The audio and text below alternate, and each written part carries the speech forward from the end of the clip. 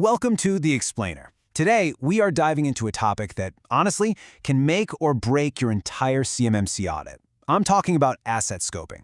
Now, if you get this right, you are well on your way to success. But if you get it wrong, well, you're looking at a world of headaches. So, let's get this right. So let me ask you a question. What's the one step in a CMMC audit that trips up more companies than any other? You know, that first hurdle where so many people stumble? Yep, you guessed it. It's asset scoping. It is, without a doubt, the #1 reason audits go completely off the rails. So what are we really talking about when we say asset scoping? Well, think of it like this. You're drawing a map of your entire digital kingdom.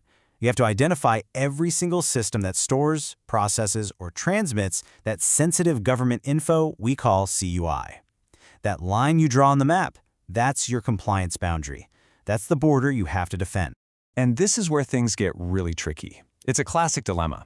If you draw that boundary too wide, that's over-scoping, you're basically wasting a ton of money and time putting crazy security controls on things that don't need it. But if you draw it too small, if you underscope, you're leaving massive security gaps and practically guaranteeing a failed audit. It's a high-stakes balancing act. So how do you walk that tightrope? How do you draw that digital boundary with the kind of precision you need to pass an audit without going broke? Well, that is the core challenge of CMMC scoping, and that's exactly what we're going to break down next. Let's stick with a simpler analogy. Forget digital boundaries for a second. Just picture building a fence. You'd want that fence to protect your property, right? You wouldn't just start building it around the entire neighborhood. That would be insane. Scoping is just that, figuring out exactly where your property lines are. Okay, so inside that fence, not everything is the same. The CMMC framework actually breaks down your assets into 4 official categories. First, you've got your CUI assets. These are the crown jewels, the actual data you're protecting. Then you have security protection assets. Think of these as your digital guards and security cameras. You also have contractor risk managed assets. And finally, those tricky specialized assets. You know, things like IoT devices that need special handling. And this is what it looks like when you get it right.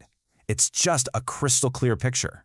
On one side, you have your protected CUI enclave, everything that's in scope. On the other side is the rest of your corporate network. That clean, sharp line is exactly what auditors want to see. It shows you know what you're doing. All right, so how do you get from what most of us have, a tangled mess of devices and systems, to that beautiful, clear picture?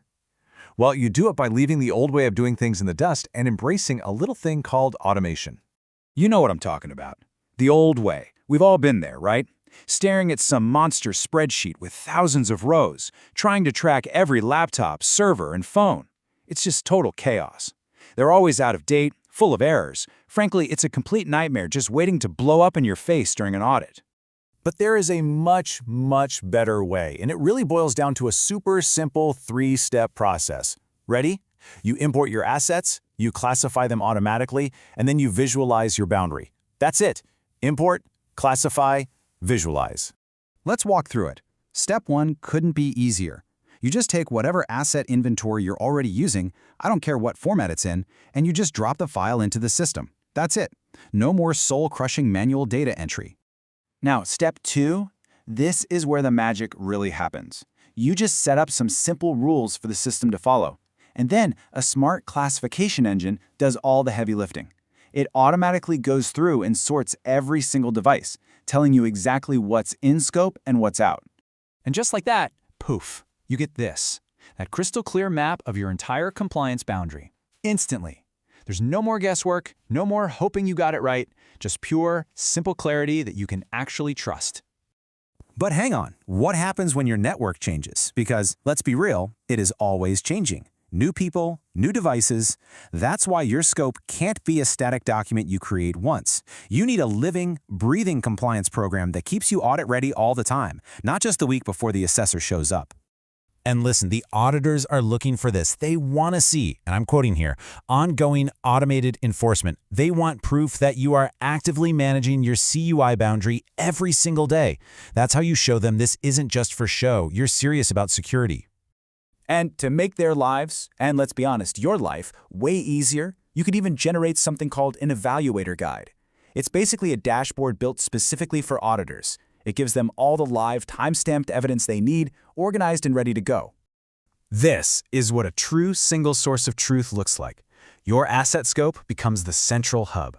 All your other compliance documents, your system security plan, your assessments, even your PO&M, which is your to-do list for fixing things, they all sync up with this live asset data. No more chasing down conflicting information from 5 different places. Okay, so what's the bottom line? What does all this actually mean for your business? It's simple. Faster audits and lower costs. And I mean, who doesn't want that? I mean, this chart really says it all. When you get your scoping right, yeah, you're reducing your security risk, which is huge, but you're also saving a ton of resources, money, time, people. And you are absolutely accelerating your path through the audit process. It's a win-win-win. And look, if you're still not convinced, don't take my word for it. This comes straight from the source. It's officially called a success factor. Organizations with well-documented scopes consistently get through their assessments with their C3PAO, that's your certified auditor, much, much faster. It's as simple as that. So, I'll leave you with this question to think about. Right now, in your organization, is your compliance boundary a roadblock that's just causing you pain?